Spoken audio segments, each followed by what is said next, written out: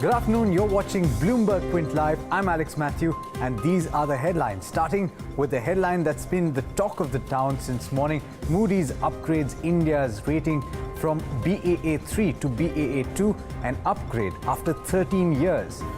Indian markets cheer the ratings upgrade. The Nifty gains more than 100 points. Banking stocks lead the rally. The Indian currency strengthens 1% and bond yields have dropped sharply. And HDFC Life makes a good debut on the exchanges, lists at a premium to its issue price of 290 rupees per share. And with that, it's over to Darshan Mehta for Hot Money. Darshan?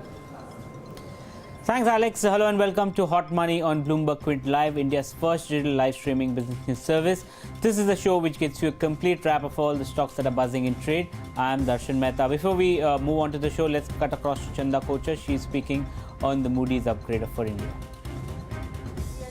Direct benefit transfers, unique identification, etc. And what this does is it actually formalizes the economy, gives a lot of comfort to the global investors, and these structural reforms actually help in cementing the stability and sustainability of our fiscal path over the medium term, because this boosts government revenues and it also makes the expenditure profile more efficient. Along with this, there are significant institutional reforms that have been undertaken, and these really boost our policy credibility, and these have also been recognized by the rating agency. The fiscal responsibility framework and the formalization of the Monetary Policy Committee illustrate some of these institutional reforms. On the banking front, the recent commitment to recapitalize the banks and the formalization of the Insolvency and Bankruptcy Code, I think will really go a long way in strengthening the banks and also facilitate speedier resolution of NPAs. And this is another big reformative move that has been recognized by the rating agencies. I think on the markets front, the asset markets will react very positively to this action, because India is now on a higher footing than even peers like Indonesia and so on, and very well deservedly so. So I think the currency markets, the bond markets, equity markets will all strengthen further on this impact, because this move is very good for capital flows into the country, as a large part of the institutional capital allocations are actually rating linked. I think this is also a huge positive for the Indian government and the Indian corporates, because it reduces the borrowing costs for the government. It also leads to lower credit risk premiums for the corporates, which leads to cheaper cost of capital for the corporates.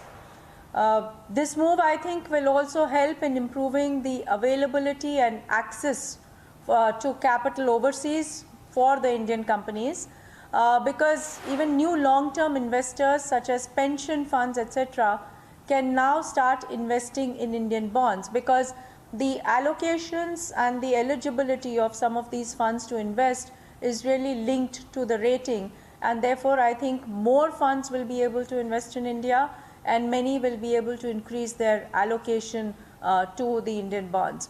So I think this measure therefore will boost confidence. It will lead to higher capital flows and lead to higher allocations, and I think it's a well-deserved recognition of the entire structural reform trajectory that this government has been undertaking over the last couple of years. Thank you.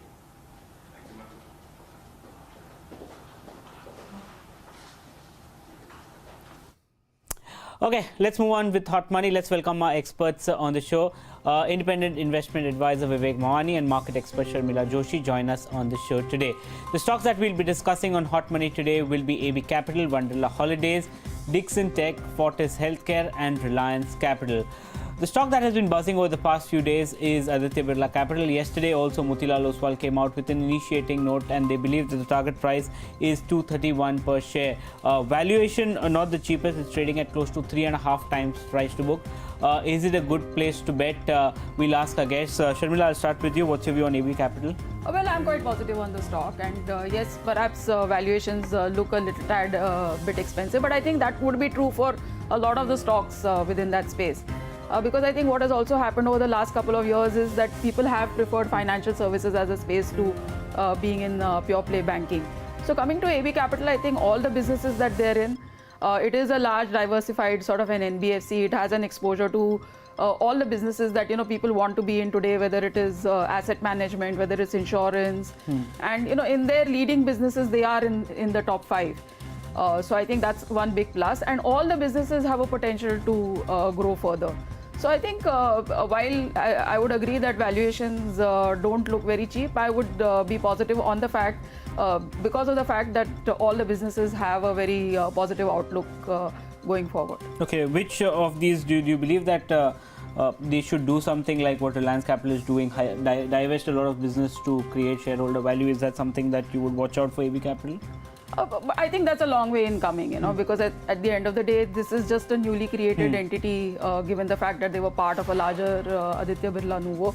So I think they'll have to take it as it comes. Their asset management business is very attractive. Their lending business is very attractive. So yes, that is a possibility, because we have seen, the kind of positive news flow there was for Reliance Capital when Reliance Home Finance, for instance, listed. And both the insurance pieces, I think, just now, a whole lot of importance is given to life insurance, but I think going forward, general insurance will also sort of make its presence felt both in the markets as well as in the kind of business that they can garner.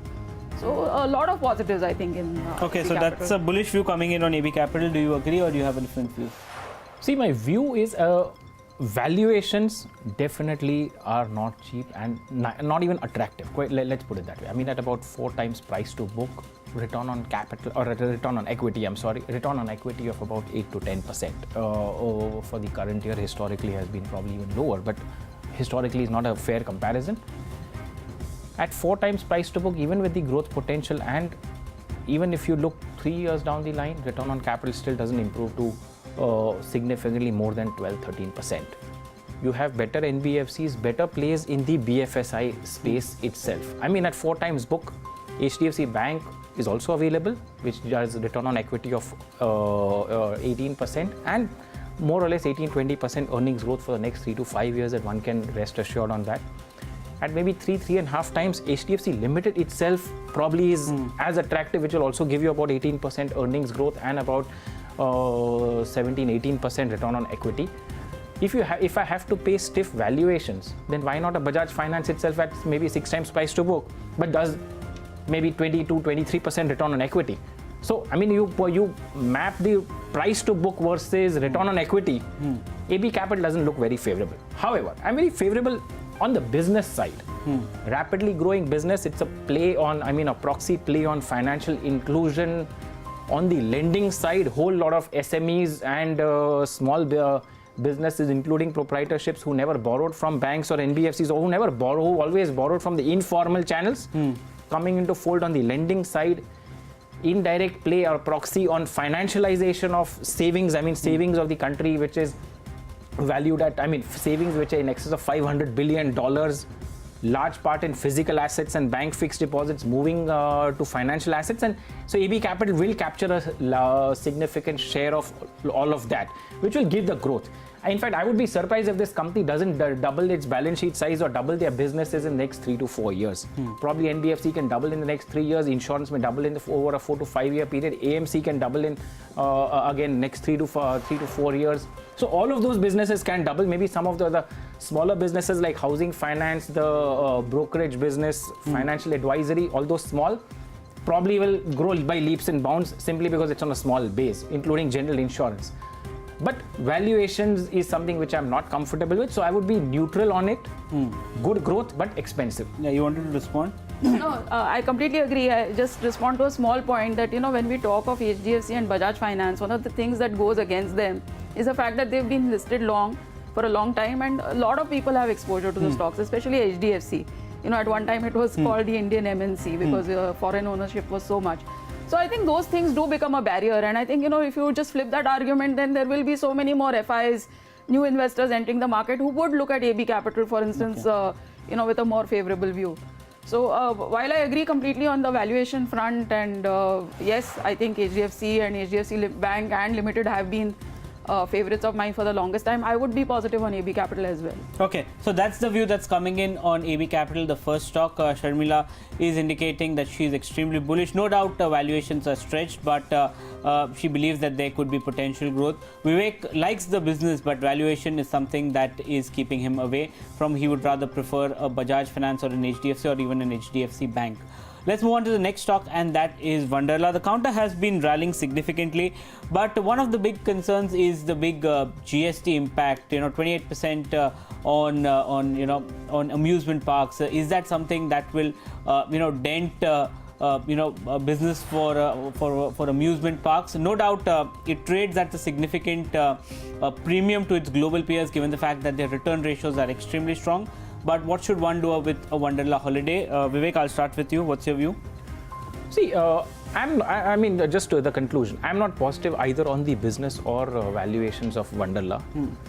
The fundamental thesis being businesses which require large doses of capital for growth. And in case of Wonderla, unless they keep setting up newer and newer parks at newer locations, growth at some point of time will plateau out, because there is a limit in terms of your occupancy rates. There will be and growth only on price increases, ticket price increases, has got a limitation of its own.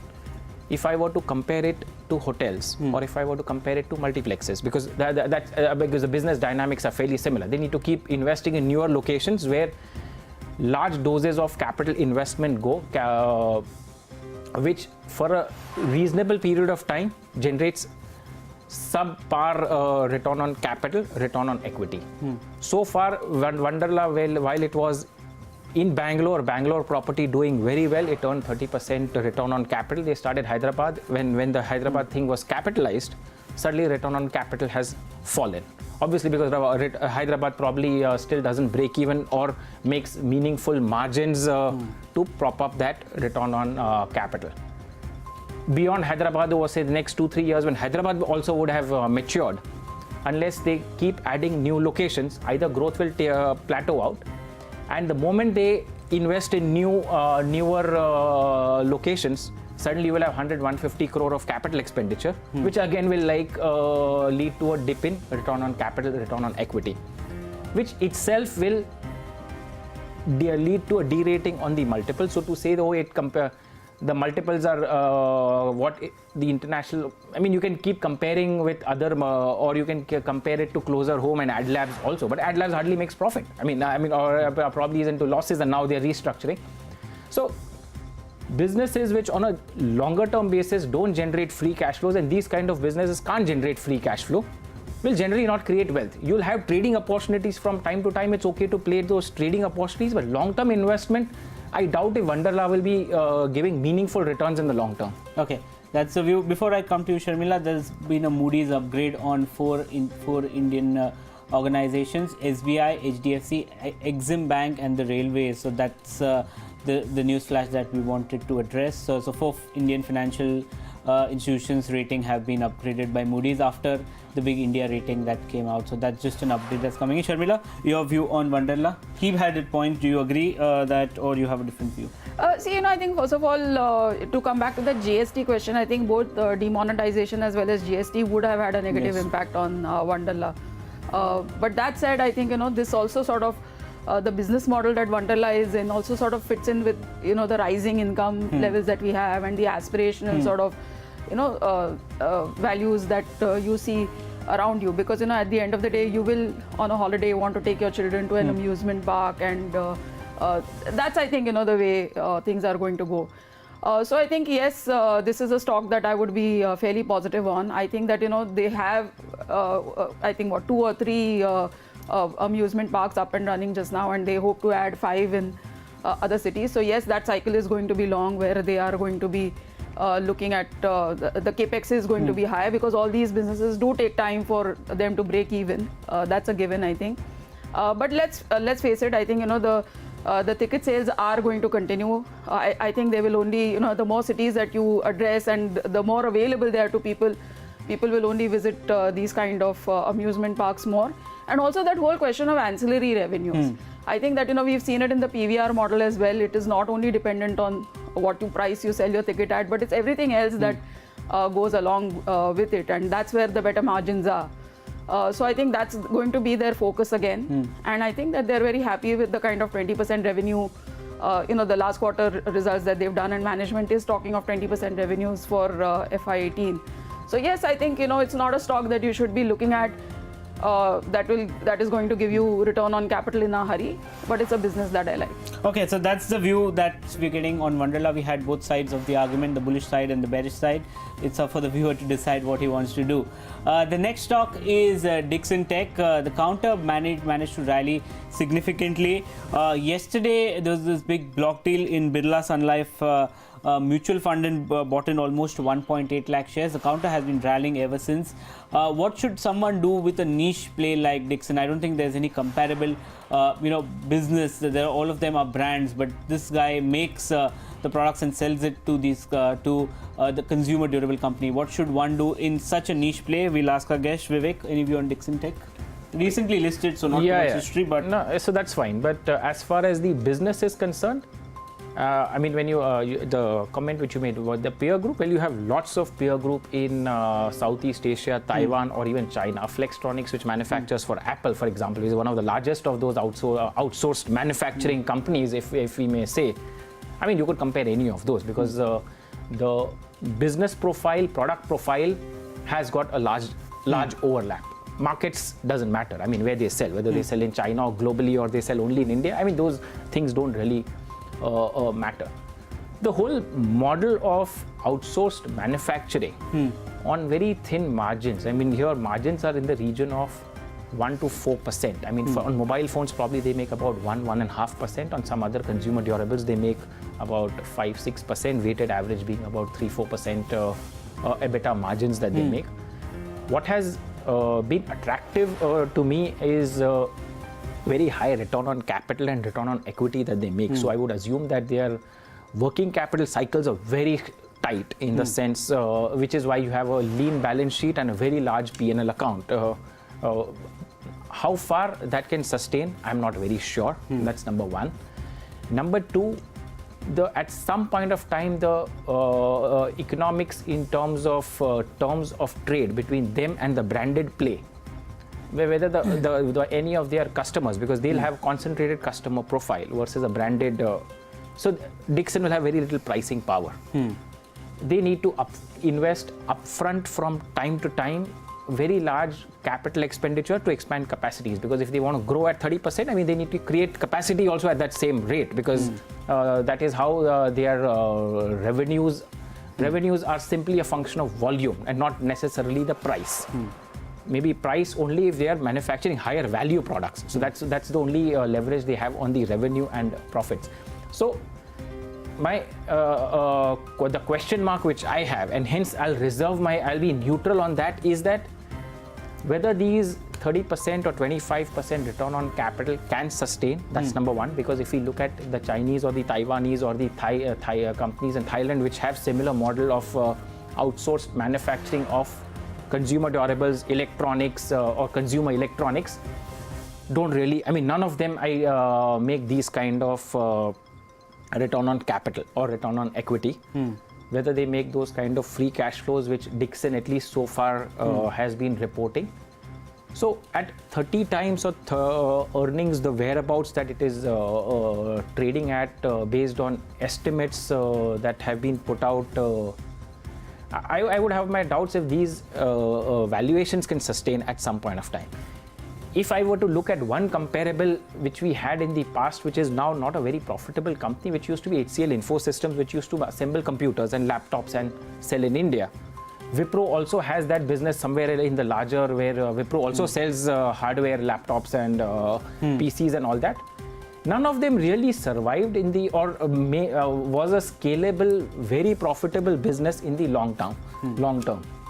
So I don't know whether Dixon also will meet that same fate. I hope not. I hope this company not just survives, prospers and becomes a multi-billion-dollar and outsourced manufacturing, you could say, sample out of India, which could be Flextronics out of India. At least it has the potential. I don't know whether that will really happen.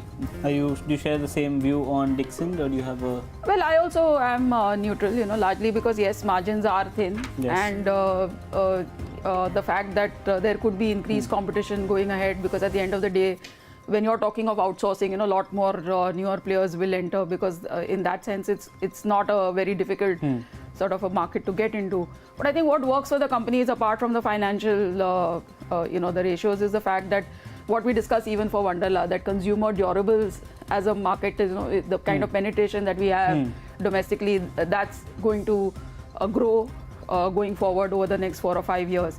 And the fact that the Indian government has done a lot to sort of give impetus to this sector, whether it is with Make in India or having some import duties on certain electronics, etc. So that could also help Dixon. But that said, just given the price that it's at and valuations and the fact that it's a low margin business, not very attractive from that point of view, I would also be neutral. Okay, so that's a consensus neutral view that's coming in on Dixon Tech.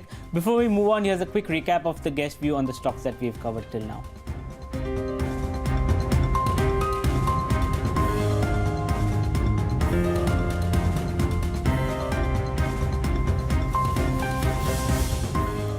Okay, the next stock is Fortis Healthcare. A lot of trouble as far as out of the business issues related to Fortis.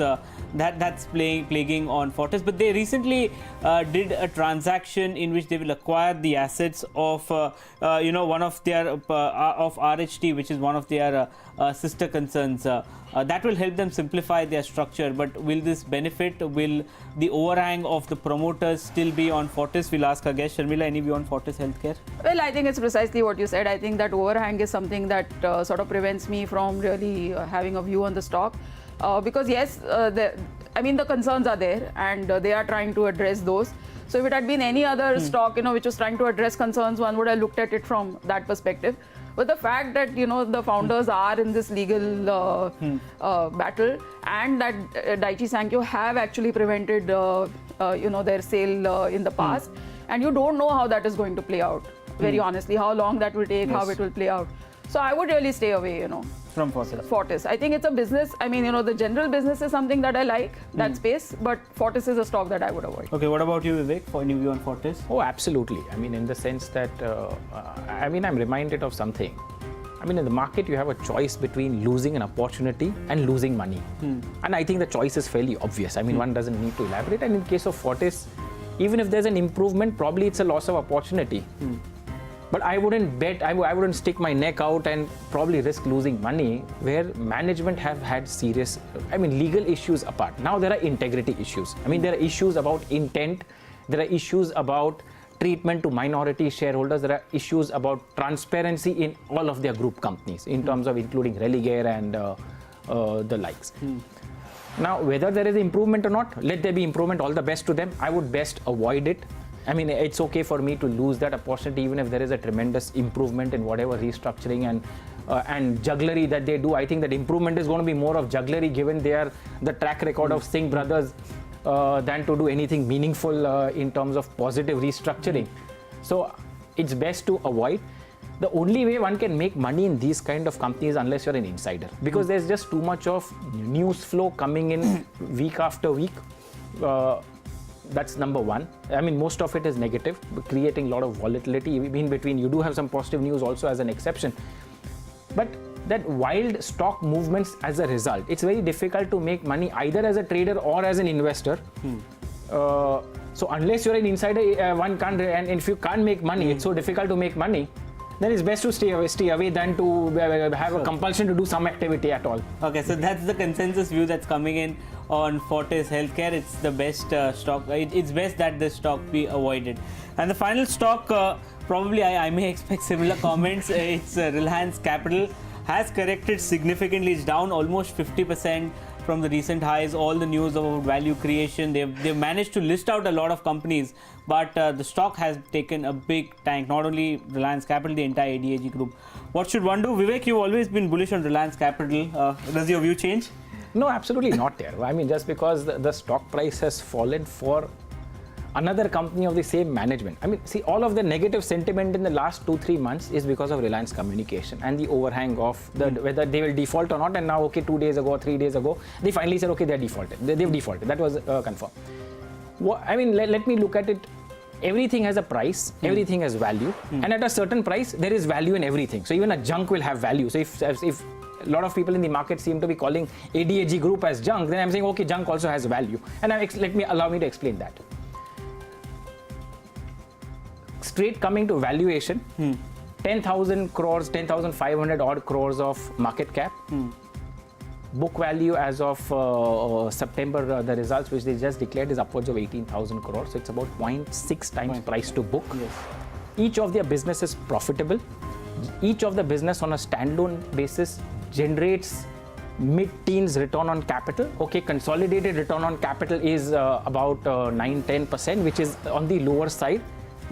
But which is why the valuation is so cheap. That's number one. Each of the businesses on its own is profitable, growing at a region of 15 to 25% and generates 12-15% return on equity, which is respectable for any of the financial services businesses are concerned.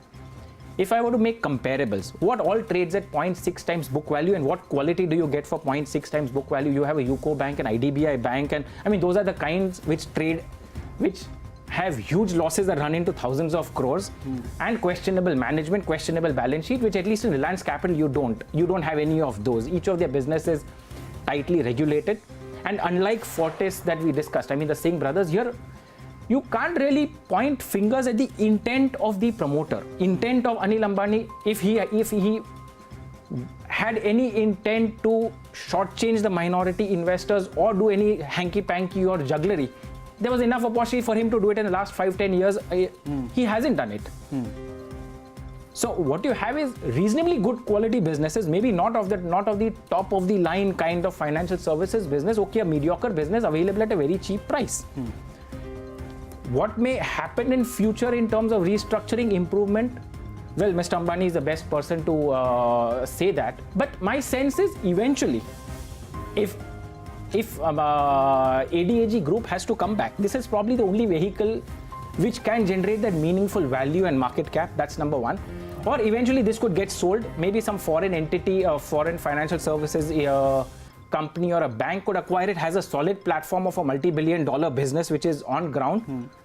And ADAG may just unlock value for itself, and it's a win-win for everybody. Okay, do you agree? It's 0.6 times. That I agree what he's saying, but would you put your neck out and go in for a... So, first of all, coming to the ADAG group, I would agree there that there has been like heightened concern in the market over this last week because of this whole RCOM issue, and there are 4 or 5 businesses within that space. And I think the 2 businesses, which I would say are an exception to the, sort of from an investment perspective, would be Reliance Infra and Reliance Capital. And probably Reliance Capital over Reliance Infra, largely because Infra is going through its own sort of stress.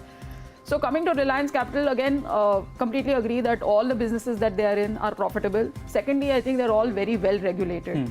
So, if you are going to be under the scanner of all your, from AMFI to SEBI to everybody, there is very little chance that, there could be too much wrong going on over there. Plus, this whole Reliance Home Finance listing should unlock value, not just for Reliance Home Finance, because, they'll take their business forward at another sort of in a more focused manner, but I think for Reliance Capital as well, because they'll be able to manage their finances better.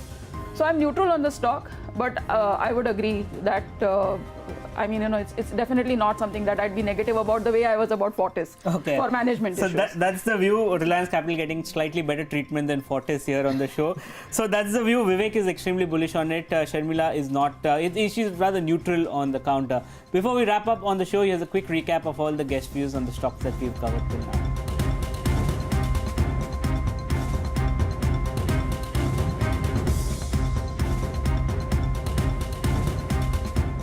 Sharmila and Vivek, thank you so much for joining us on the show. With that, it's a wrap on today's Hot Money. Ask BQ comes up next. Stay tuned to Bloomberg Quint.